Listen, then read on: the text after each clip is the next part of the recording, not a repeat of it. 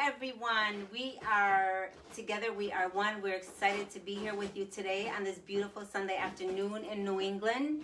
And I am your host, Michelle. I'm Barbara. I'm Esi. I'm Brenda. And together we are one. So we're excited about today. There's something going to be special today. I feel it in my heart. We have been talking about relationships and what does that mean? What does that look like? And so we're going to discuss different things on relationship. Yesterday we went on a girls' hike gathering, and we had a lot of fun. It was a lot of fun, and you missed it if you didn't come. But we're going to have another one in next month for the month of May. So we hope that you join us and that you are part of it. And we had a nice walk. We had a nice talk as we were going together to just really build relationships, right? Because it's important to have one another.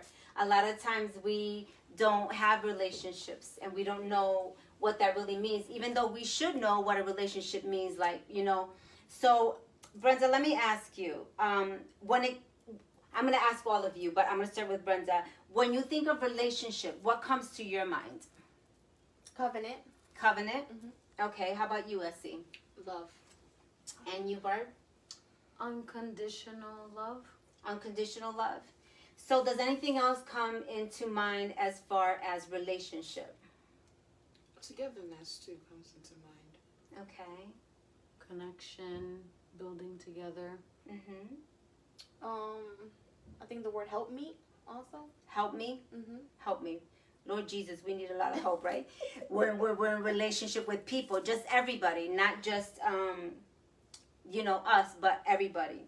So relationship, the meaning of relationship is really about connection. Like you said, it's about communication. It's an exchange.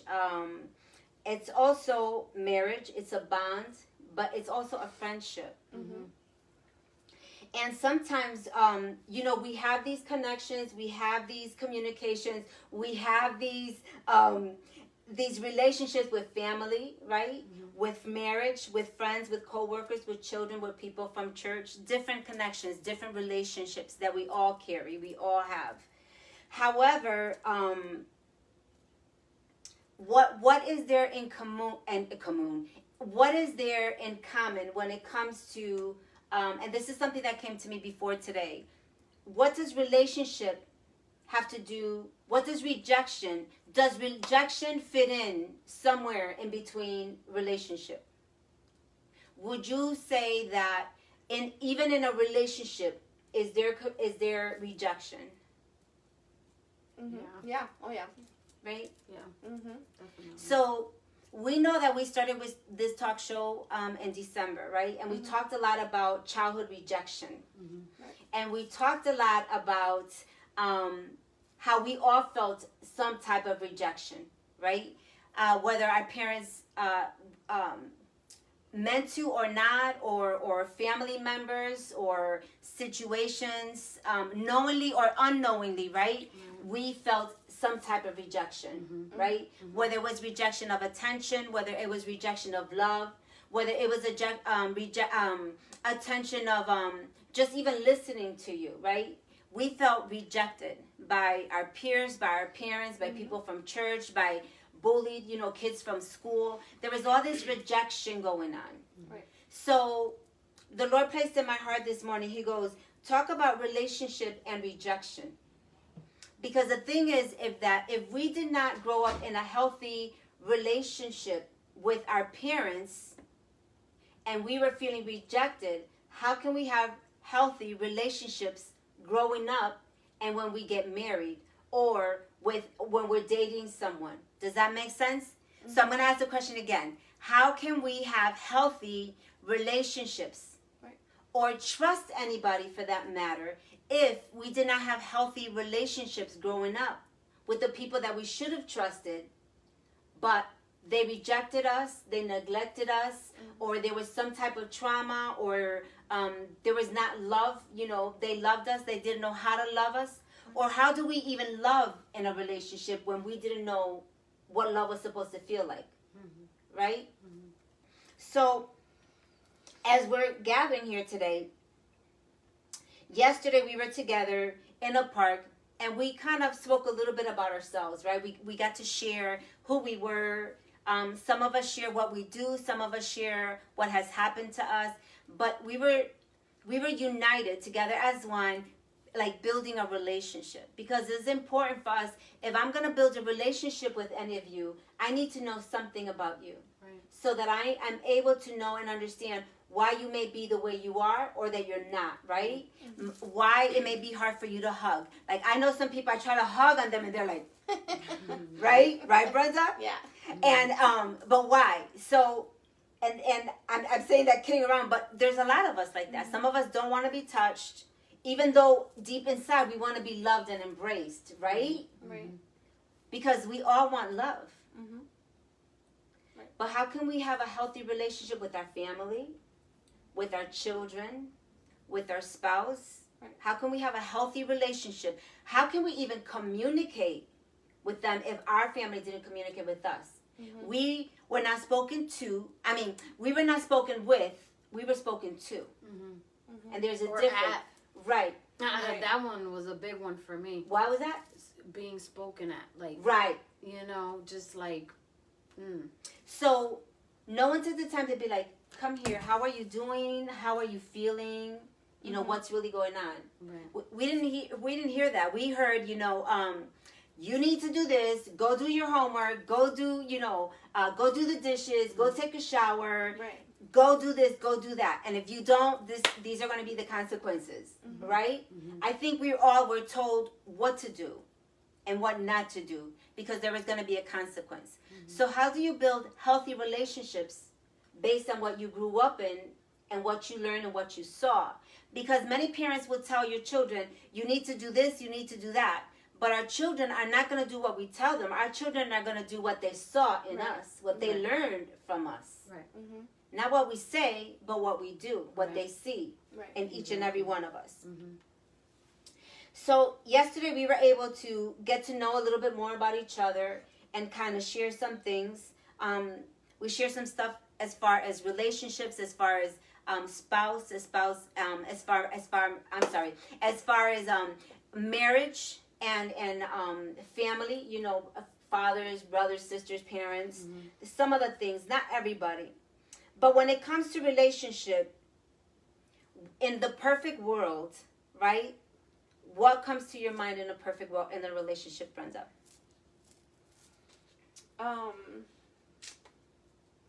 Just like you said, friendship. Just having that relationship with each other where you're just building that bond of togetherness and love, you know?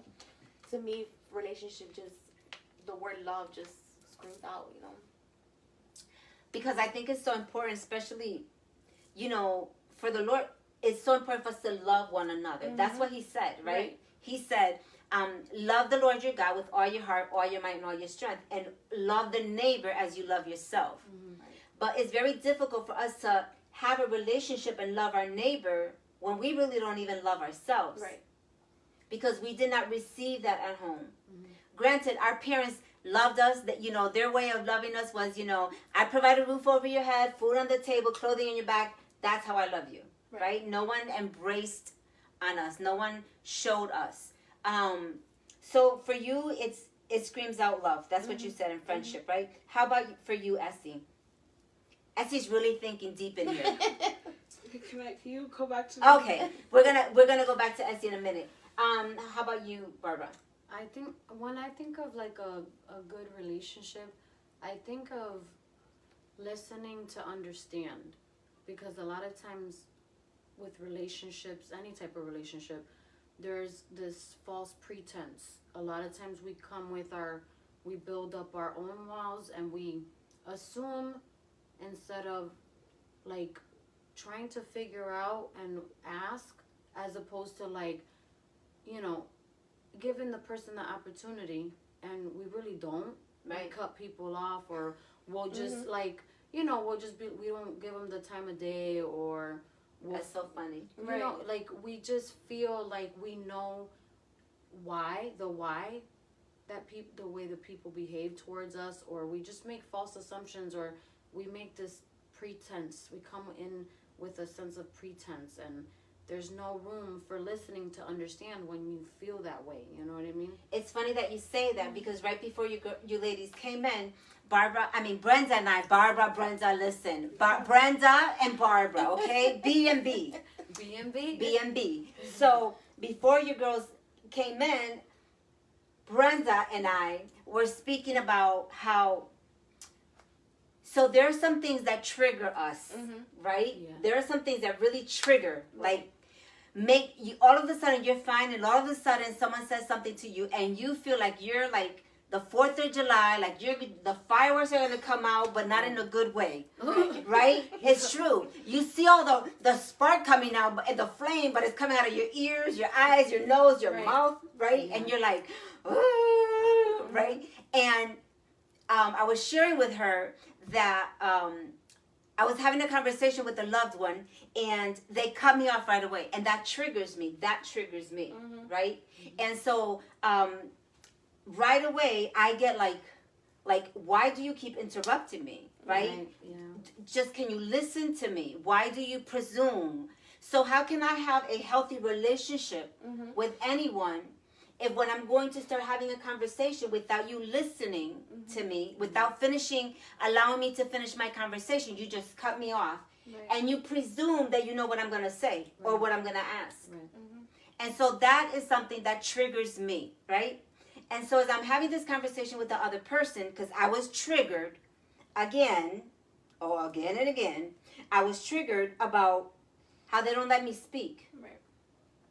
And so as I could feel myself getting irritated, the Lord said to me, stop. Yeah. And the trigger didn't start with that person. The trigger started when you were a child, right? Because a lot of times, and I'm going to say this with love and respect and humility, but as parents, many times we shun our children, we neglect them, we don't think that what they have to say is important. Right. And that is such a horrible thing that we can do to our children. Right. We've all done it, right? We think that we're too busy. I'm cooking. Go do your homework. Go take a shower. Go throw the garbage out. And they're wanting to say, Mommy, I have something to say. Tell me later. I'm too busy. I don't have time. Right? Right? We do that. And it broke my heart when the Lord revealed that to me because I also did it to my daughter. Not all the time. Because when my daughter would speak to me, I'd be like, yes, baby. I think it was more when she got older because she started irritating me too and triggering me. No, I'm just kidding. But that is the honest truth. We're real, raw, and transparent. At Together We Are One, that's what it is. It's about educating each other. It's about empowering, encouraging, and equipping. So how does this encourage you? How does this equip you? How does this educate you? Learn from our mistakes, right? Or say, wait a minute, do I do the same thing to my children? Do I do the same thing to my spouse? Do I do the same thing to my parents? They're older. I don't want to listen to them. They don't make any sense. No. Listen and learn the lesson here. That's what Together We Are One. We're real. We're raw. We put it out there. But it's so that you can be educated, right? So that you can be informed about how to do things differently. How to break some generational curses, right? How not to presume and have an ear to listen. So when this situation happened, the Lord said, stop. It started with, your parents, your dad. Hurry up. Your mom, hurry up, go take a shower. Go do your homework. Hurry up. And I know that as parents, in our mind, we don't think anything of it. But we're really... At some point, if your whole life is hurry up, if you don't hurry up, there's going to be consequences. If you don't hurry up, you're going to lose your job. If you don't hurry up, you might miss the bus. If you don't hurry up, there's always a consequence if you don't hurry up. Right? So if you don't hurry up, these are the consequences. Or if you speak to me and don't do what I tell you, these are the consequences. Or if you speak to me, back to me, this is going to be the consequence. So we presume, I'm going from one thing to another, but we presume before that other person even finishes the sentence and we cut them off. And that's something that was, I'm sure, right? Did your mom do it with you? Not so much her, but like my stepdad, when we get home, like make sure the dishes are done, make sure this is done, hurry up before your mom gets home, hurry up, stuff like that. We were always rushing to get everything done before bed or before anyone got home. So, did you ever have anyone in your circle where if you went to speak, they would just cut you off? yeah, I would do it too. So it's not how, Right. I would, especially with my spouse, like if they wouldn't agree with what I believed in or with what I was trying to make them agree with, I would cut them off and be like, no, I don't agree with that. And you need to listen to what I have to say because what I'm saying is true and what I'm believing is right and what you're saying is wrong. So I would cut them off before they would even try to finish what they have to say. So I would do that. So, and yes, we've all done that. Mm-hmm. Because there were times that I've done it with my daughter. There's times that I've done it with my husband. Right. And, but the whole point to this trigger thing was that the Lord showed me it started from when you were a child. Mm-hmm. So it continued to happen with family members. Right. It continued to happen at your job, right? You have to get this report done. You have to get this meeting done. Everything was hurry up. Mm-hmm. So when you go to speak to someone, they cut you off and say they don't want to hear it or they presume something. It triggers you and you kind of lose it. So I know I may be going around in circles, but the point is, how do you build healthy relationships if you're trying to communicate with someone and they cut you off and you're not listening? Whether you agree or not, we have to learn to agree to disagree, but at least be quiet and listen. Let the person finish, right? And then say, are you done? Right. Can I talk now, right? I think we need to get to that point, and we all do. Yeah. Because we need to learn to do that with our children too, right? Mm-hmm. I'm going to listen to you. You're done. Now you're going to listen to me. Because we need to set an example for our children, and we don't. Mm-hmm. We tend to do the same thing our parents did with us. Right. We say, I'm never going to do this to my kids, but we end up doing it, Mm-hmm. right? And it's funny because my daughter always said that to me. I said, you just wait. And sometimes I'd be saying things, and I'd be like, oh, my Lord, I just sounded like my mother, right? Mm-hmm. Yeah. And I'm like, I can't wait to see my daughter be like, doing the same thing. And I'd be like, I thought you said you were not going to do that. But in the name of Jesus, I'm going to break a generational curses so she doesn't go through the same thing. But, Esi, are you ready to, answer, or you still need another minute? No, I'm okay. All right. I was thinking a way that I believe will be really great to help build healthy relationships is accountability and pride. Working on your pride. Oftentimes, people tend to not see their faults and their mistakes, and they're very quick to point out other people, but then they don't want to take accountability of their wrongs or how they wronged the other person, but it's always how that person wronged them. Right. A relationship is, Jesus served Right. people. He even though he was a king of the world and a king of everything, he came here to serve. So our job as Christians, as people, as just regular people, regardless of your faith, is to serve others, and it goes back and forth. So if you are wronging somebody, don't always think that they're the ones that are wronging you. If you get what I'm trying to say. Yeah. Right. Yeah. And that's a good point. And that's how you build relationships, right? Yes. And that's how Jesus built relationships, by serving others. Right. And by listening to them. Because he did listen to them. They came to them him, I'm sick or I'm blind or this or that, and he listened to them. He didn't shun them and be like, be quiet, right? He listened to them, and then he did what he does best, which is heal and, deliver and set us free from a lot of stuff, a lot of bondage. When you think of relationship, what other things come to your mind, Barbara? I like what Esi was talking about, the accountability piece, because I think in relationships that gets lost in the mix, and then you start to forget where the relationship was established at first, because you either are not being responsible in your action in the relationship or the other person. But again, a relationship takes two people, and if it's a one-way street, that's not going to be a healthy relationship, and it's not going to thrive.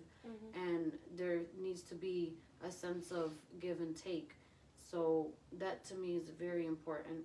And another thing that Brenda was talking about was how she would talk to her family or whoever she was speaking with, and it, to me it's like, yeah, I could see that I do the same thing, but I also experienced I was the youngest of my whole family, and a lot of times I would just be told to just not say anything. After a while, like, you actually shut down, and you don't even, like, you don't feel like you can confide in people. So for me, growing up and into, like, my teenage years and into my marriage, that's how it felt like it was, and other relationships, but you just feel defeated. Like, and I think listening is such a huge component to a relationship, because with listening and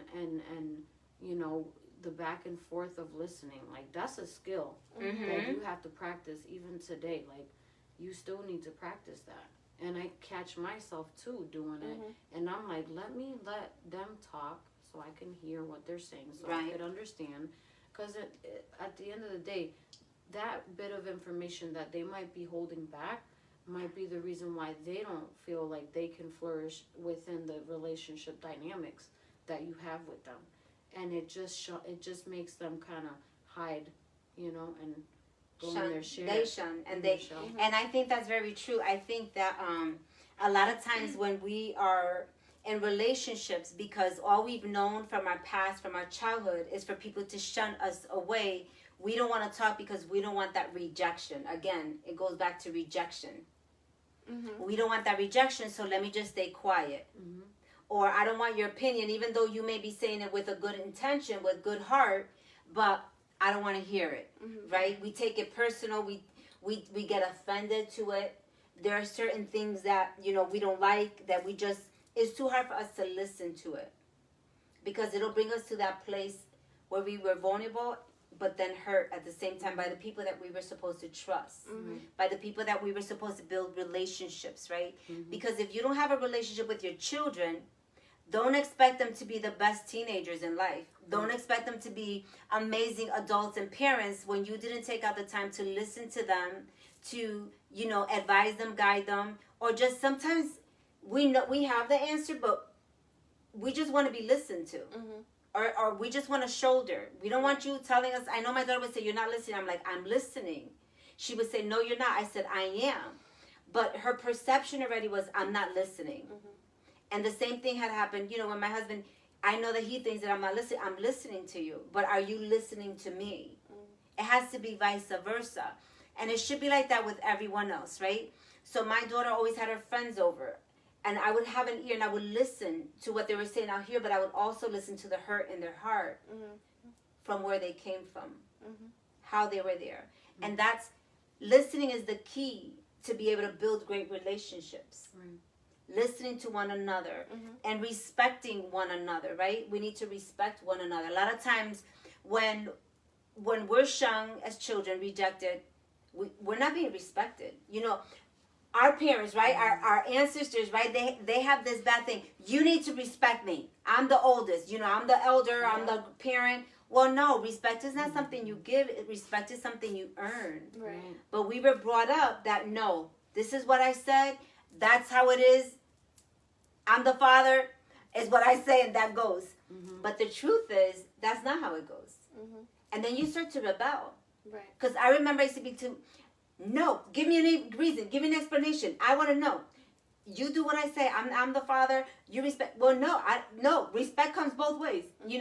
But this was when I was much older, and that was for a little while. I'm not like that anymore. This is when I didn't have Jesus in my life. I had him. He was around. I just wasn't, connecting. But what are other things besides listening, accountability, friendship? What other things would you say is so important in a relationship? Whether it's with a spouse, whether it's with your child, with your parents, because a lot of times we feel like we can't trust our parents because they go blab their mouth, right? And they go tell everybody else when it was just for you and them, right? What other things can you say about it's important to carry in a relationship? Communication. Communication, Esi? And in connection to that, too, like criticism, constructive criticism.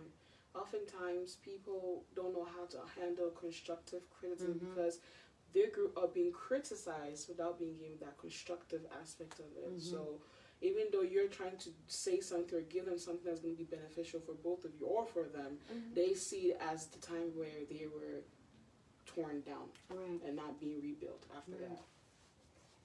Okay. I got a good one. Yep, go ahead. Transparency. Mm-hmm. Say the truth, and even if it might hurt, sometimes you have to speak the truth, and or maybe you see something in a friendship or relationship that might be harmful to that person, and you got to give them the lowdown, the truth, like, you know. And not everyone can accept that. Nope. A lot of people have a hard time accepting the truth. But in a relationship, you need to be able to communicate, right? We're talking about communicating with each other. And if you cannot communicate with that person, and that person's always going to get offended, then are they really your friend? No. Right? A lot of times we tend to stick around with people that get easily offended. We think they're our friends, but they're not. Right. They take it personal. They point back at you. You know, they don't want to hear it. So that's the point. That's the time when we have to say, is this really a friend?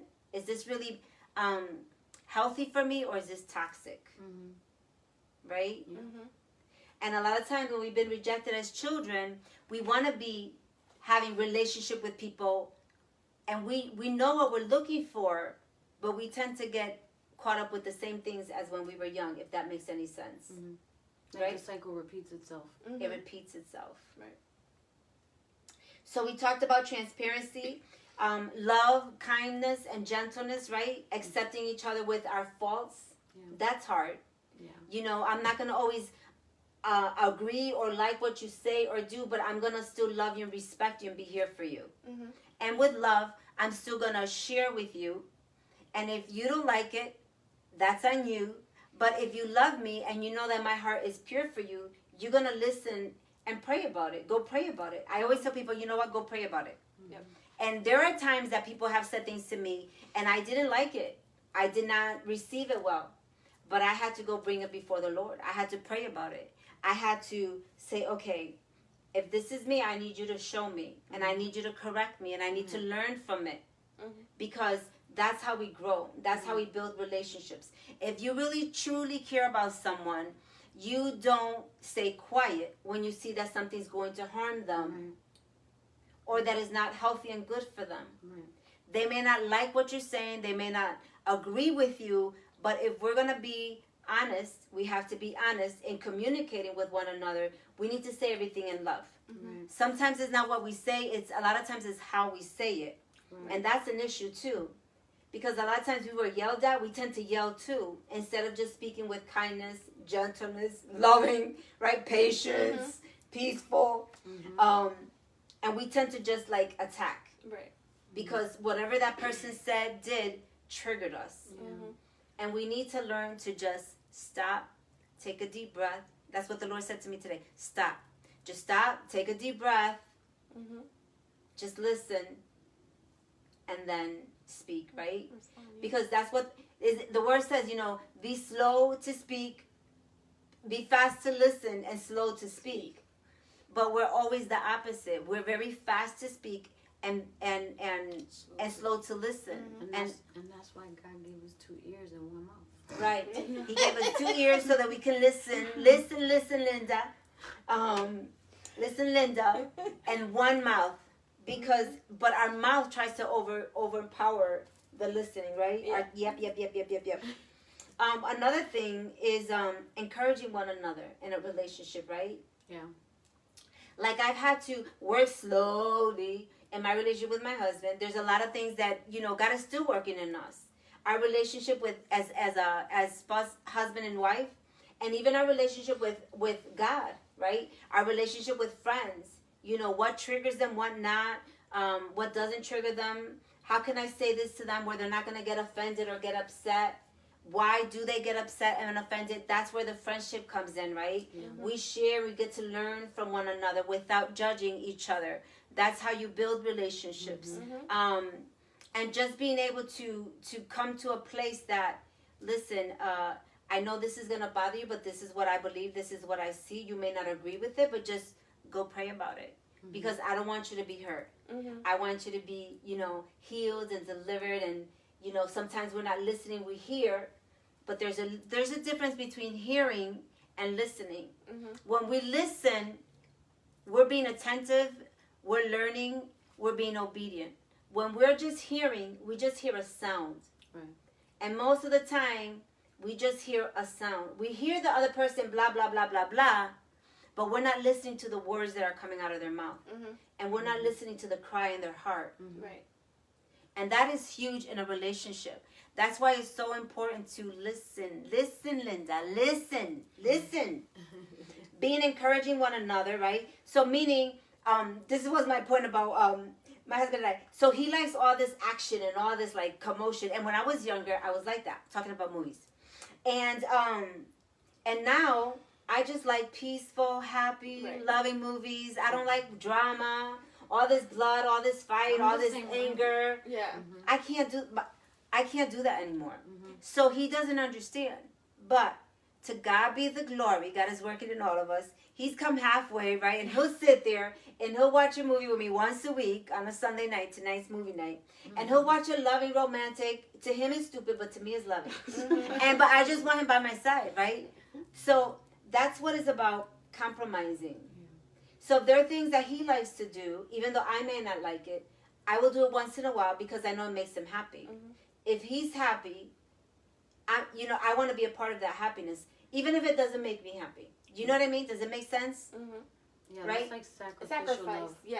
Right. So if it makes me happy, then be a part of it. You don't have to be a part of it 24/7, but if it's something that he likes to do, if it makes him happy, I want to be happy with him. I want to be happy for him. So let me encourage him in that area.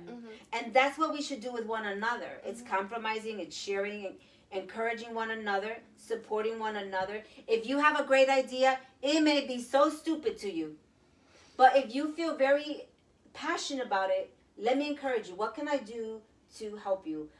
What do you see in the long term? Right? That's part of relationship. Being faithful to one another. Right. What does that mean? When you think of being faithful to one another, what does that mean to you? Committed. Right. What else? How about USC? If I know they don't like it, why am I doing it? Why should I do it? That's what I think of. If I know they'll be upset about it if I did it after, or whatever it hits me, whatever it is, if I know that it will upset them, I will not do it. So that's what being faithful is. Right? And so can you say that again louder? If I know that it would upset them, whatever it is that's gonna happen, if I know it's going to upset them, I will not do it. Right, because you love them. Right. And you don't want them to be upset. Right. So a happy wife is a happy life. But it's the same thing with the husband. Let's just put it out there. A happy husband is a happy life because we have to be committed. We have to, be there for each other. We have to be faithful and loyal. So it's not, I know I'm being funny here, but it is a two-way street. Right. Yeah. But a lot of times we tend to just know it has to be my way or hit the highway, and it can't. That's not what a relationship is. Not in friendship. You're going to always disagree with your children, but you don't abandon them, right? Well, the hope is that you don't abandon your children. You're going to have lots of disagreements with your spouse, but you don't just get up and leave because you don't agree on something. You're committed. Right. You try to stay loyal and faithful to that vow that you made, like you said earlier. Honoring the vow that you committed when you got married. Honoring the vow that as a parent, this is my child, even though they're borrowed from God, they're here for a season in my life. I want to honor God, right? That I'm going to take good care of my children, that I'm going to listen to them, that I'm going to respect them, that I'm going to guide them to the best ability that I know how, by seeking God's way, not my way, right? Because as parents, we tend to do the same thing our parents, and we think that we're right, we think that we're perfect, we have no relationship with our children, and then there comes destruction. There comes addiction. There comes rejection, trauma, loveless, right? And there comes that malignant growth. And we don't want to keep making the same mistakes that we've done, that our parents have done. our grandparents. We've all done it. We've all done it. None of us are perfect. Mm-hmm. But the goal is, and that's what Together We Are One is all about, the goal is that we learn from all of this. Mm-hmm. You know, I love that we have Esi here. I know she's a thinker, so if you see her very serious, she's in a deep thought. It's not that she's just serious about the talk show. She's really absorbing and taking everything. It's not just her, because yesterday when we were at the park, we also had Chrissy with us. She's our youngest. But, you know, I felt at a point like I wanted to cry, because I was so grateful to God that even though she's around a circle of older women, well, I'm not older, I'm very young, but, you know, mature women, Yeah. that she Well gets seasoned. well-seasoned. That's Thank right. you very Well much. seasoned. We are well-seasoned. But my joy in that was that she would be able to listen, learn, apply it, and be able to be, you know, the one to break generational curses, to be able to break some bad habits that were in her family and her parents, what they didn't do, that she can build an amazing relationship with her future husband and her future children, right? And that's the goal of Together We Are One, because together, you know, we can learn from each other. My story is not your story, but guess what? I can learn from you and you can learn from me. Right. And that's building relationships for all of us. Right? Now, what are the things, and I'm going to go around, what are the things that are not acceptable in a relationship? Brenda. Not acceptable. Selfishness. Okay. How about you, Essie? You can go for She's so cute. Look at her. She's like, Yeah. we're gonna skip. We'll just naturally skip her then. We'll give her more time. Lying. Yeah. I cannot stand Mm-hmm. lying. But you know what? I'm going to tell you something. I'm the same way. So I have a huge issue with lies. I don't care how bad it is. Yeah. Just tell me. I can handle a lie. Yeah. I can handle. Listen, I was foolish. I wasn't thinking. I was whatever. Right. I was unhappy. Whatever it is, just don't lie. Yeah. I can handle the truth, Yeah. no matter how bad it is. I'm not gonna agree with it, but I'm gonna respect you for it. Right. I'm gonna respect you. Yeah. Cause If you lie, there's no trust. yeah, and then the person that's lying to doesn't respect you. They don't respect you enough to come with the truth. You know, coming forward to you, like, that's a huge disrespect. That's what I think. But then we have to come and think, why are they lying? What's the root of them to lie? Right. Why do they feel that they have to lie? Right. They don't trust me.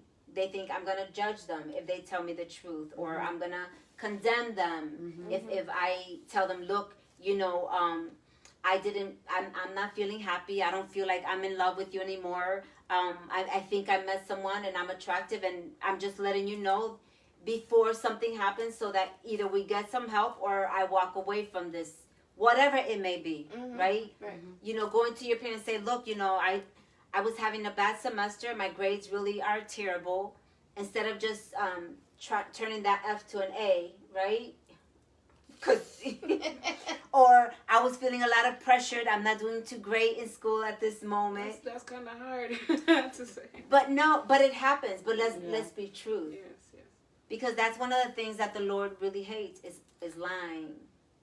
And so I know that all of us, none of us can say that we've never lied.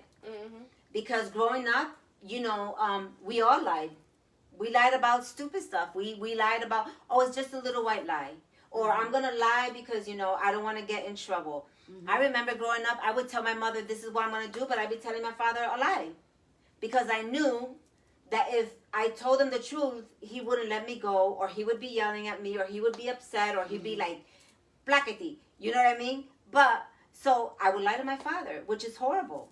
Right? I think lying is rooted in fear, too. Yes, Yeah. and rejection. Yeah. Right. It's a good point. Fear of being rejected, fear of being judged, fear of Yep. the consequences. Yep. Absolutely.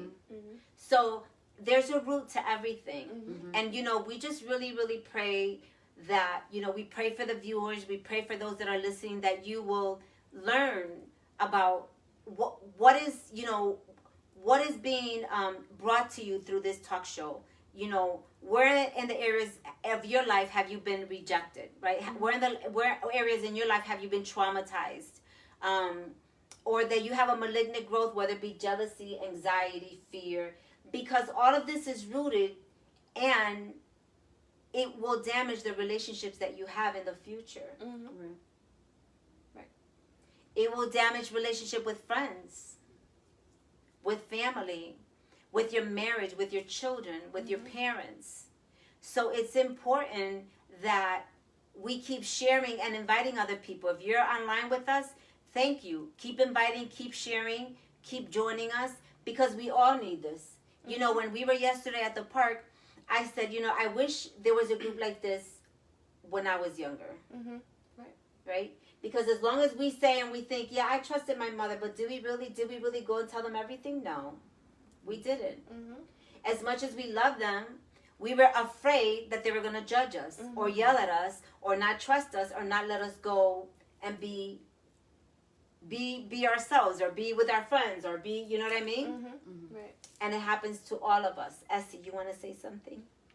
Well, I'm gonna go back to accountability again. You know, just Okay. lack of accountability. That's learning how to say I'm sorry when you're wrong. You know, just like admit it, like you're wrong, or put pride aside. So it all goes back to pride. A lot of times it's pride that hurts the relationships too. That's true.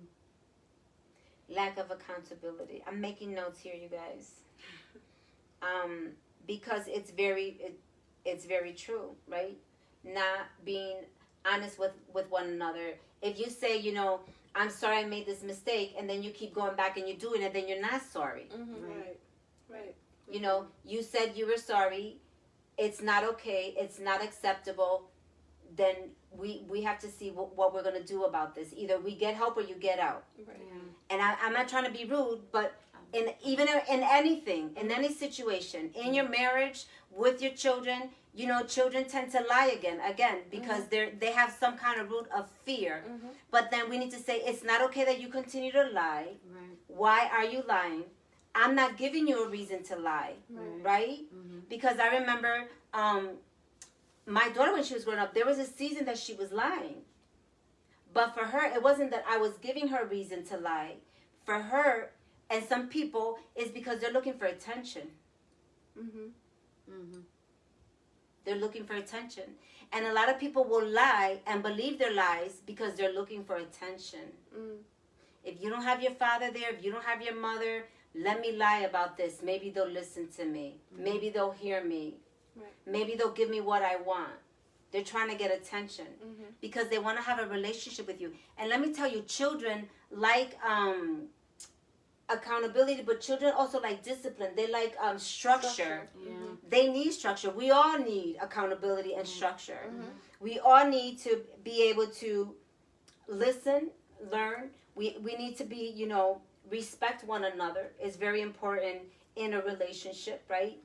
I know that you said, we were talking about what is not acceptable. You said selfishness, being selfish.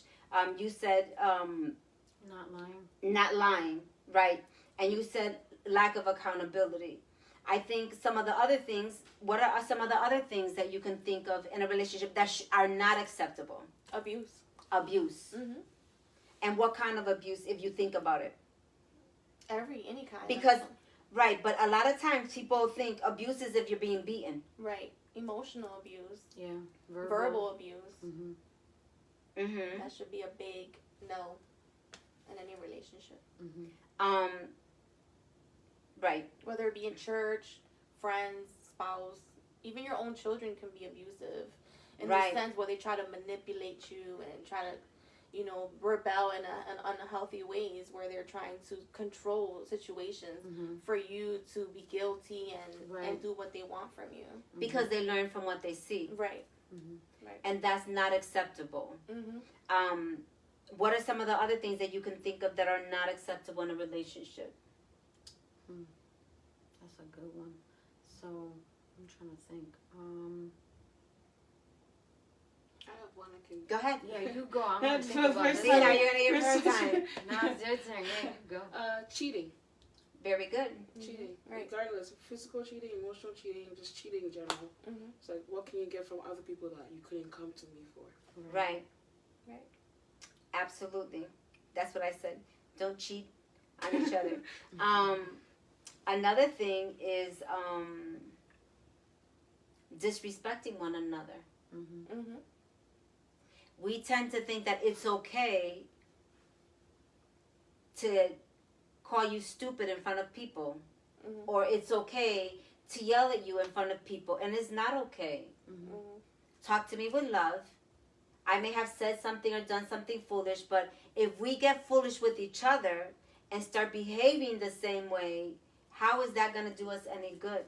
Right. Mhm. Right? Mm-hmm. So it's very important to respect one another.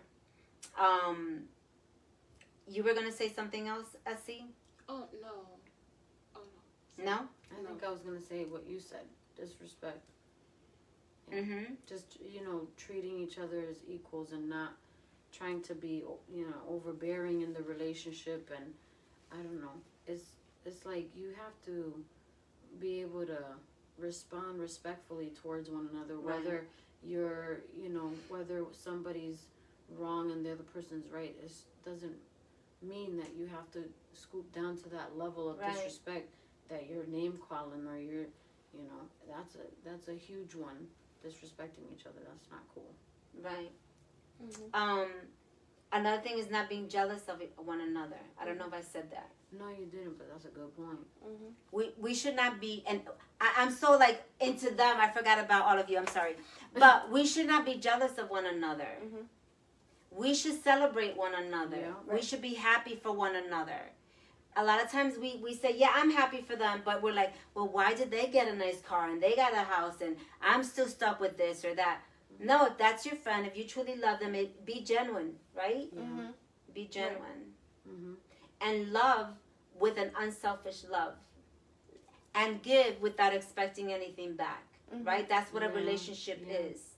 Mm-hmm. It's a gift from God, because God wants us to have a relationship with Him, and it's a free gift. Right. That we would have a relationship with the Father, because He cares about us, because He loves us, because He wants us to be united. He wants us to be one together, and that's what a relationship is all about. Let me just ask, because we're coming to an end here, but what would you say? Would you say that the rejections of your childhood has hindered your relationships in your adulthood? Oh yeah, definitely. Yeah. Let me say that again. Would you say that your rejection as a child was a hurdle in your relationship as an adult? Yes. In what way? Not wanting to be rejected. So what I would do in any relationship, I think, is look to that person, kind of give all of myself to that person so that I wouldn't get rejected back. In the sense where, like, I don't know, I'm trying to put it into words, like, I would just give myself, like, pleasing so many people in my life to keep them in my life so that if they're happy, I wouldn't get rejected by them. But you wouldn't be happy. Right. And that's not a relationship. So that was me sacrificing my own happiness. Even though there were things that I would see that I didn't agree with and didn't like, I would still put up with it and sacrifice my own happiness, because if they were happy, then they wouldn't reject me. And that's where abuse would come in, because you're not, you would feel unhappy and you would see things that were not right, but you would just tolerate it because you just don't want to be rejected. You don't want to go through that pain of rejection. So that affects your causes, relationship. right, affects relationship and friendship.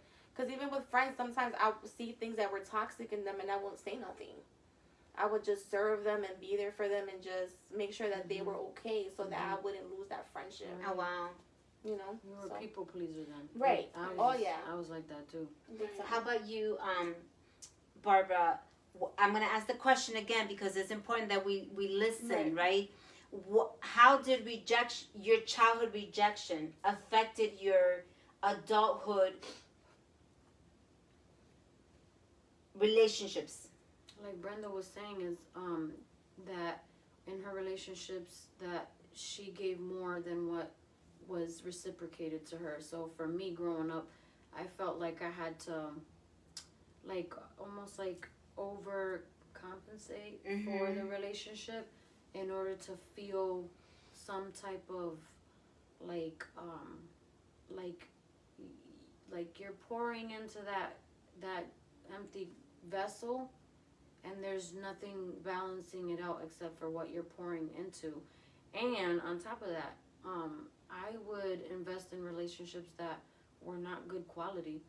It was like I would sell myself short. I would settle for friendships that were not good at all. And I'd be like, well, it was something that for me, in terms of like relationships with other women in my life, and I think that also has to do with like the way that my mom, the way I grew up, trying to please my mom and not feeling like I was ever good enough, and being compared to in our family dynamics, that, and not that I struggle with it any like in regards to what I know now, but back then I would definitely settle for things that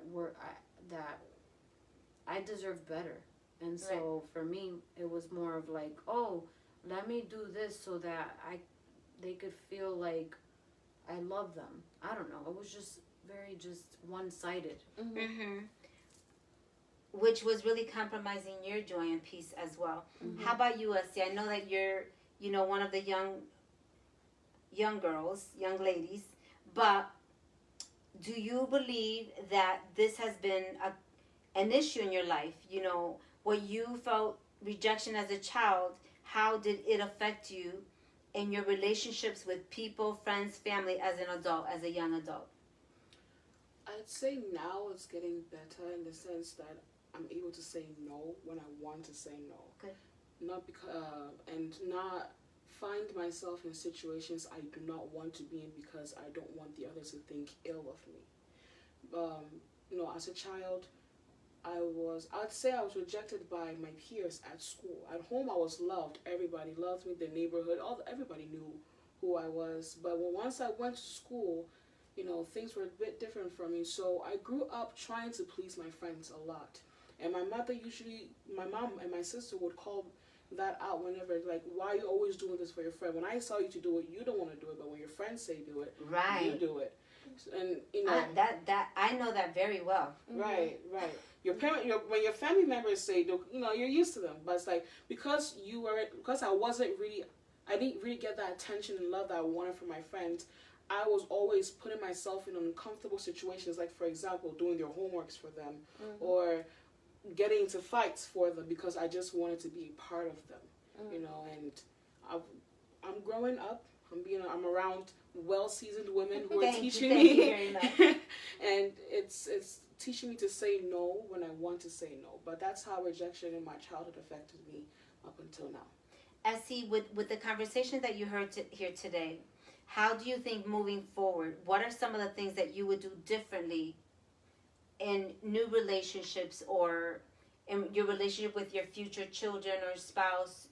What would you apply to it? And okay, yes. So this is something I've been thinking about for a while now. Us talking about is actually, reaffirming my thoughts is listening more.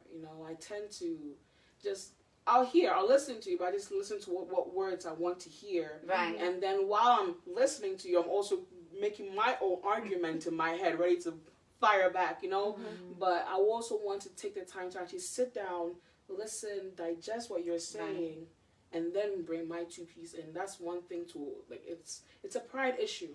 Yeah. You want to make sure that your statement is well known. I'm right, you're wrong. Whatever I say is truth. Whatever you're saying, something I need to work on as well too. And I think we all have done that, right? If we're honest with each other, we've all done that. That we want to be listened to. Right. And as Esi was talking, I said, I know God was talking to me too.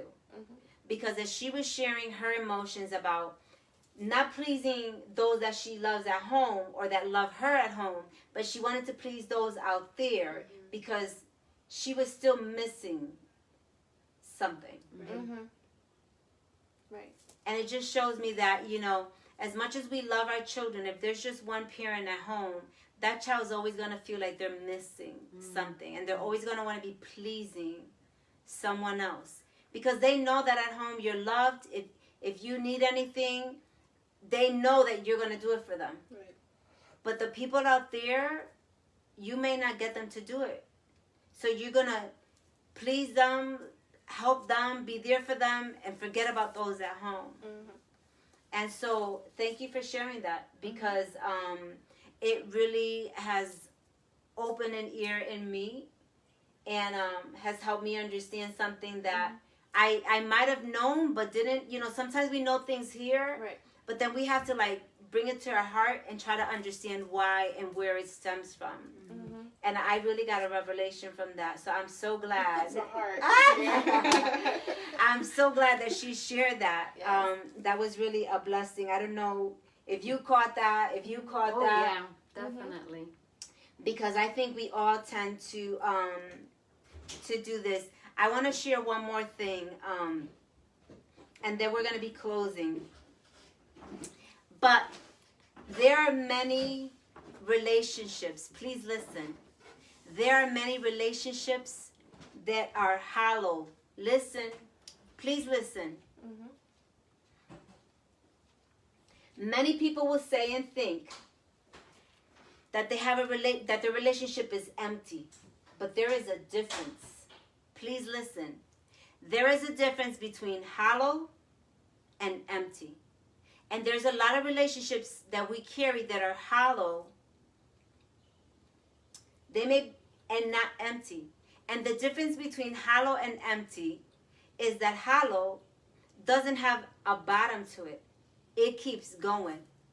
And there's no surface, there's no way for you to be able to fill that void of that hollowness. It's like a black hole. Right. Right. It's a black hole just sucking the life out of you. And many people feel very hollow versus very empty. A lot of people say they feel very empty, but the truth is that they are very hollow.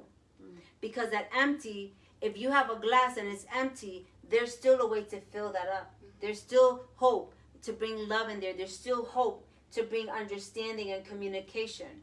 But if you are feeling hollow, that you feel that you can't get any of it, please get some help. Please get some help, because that could be very dangerous. Because you see, the enemy will make you feel no one loves you. You don't matter. It doesn't matter what you say, what you think, what you feel. You feel hollow. Wherever you go, you feel like there's no way to make this better, and you just keep getting sunk in. And the enemy will make you believe the lie that you don't want to live no more, that it's not worth it, nobody loves you, you're not appreciated, you did so much wrong already, and that nobody wants to build a relationship with you. The enemy's a liar. So, ladies, I want to thank you so much for today's episode. Brenda, thank you. Esi, we love having you here. Barb, Thank you. my Barbara, my chiquilla.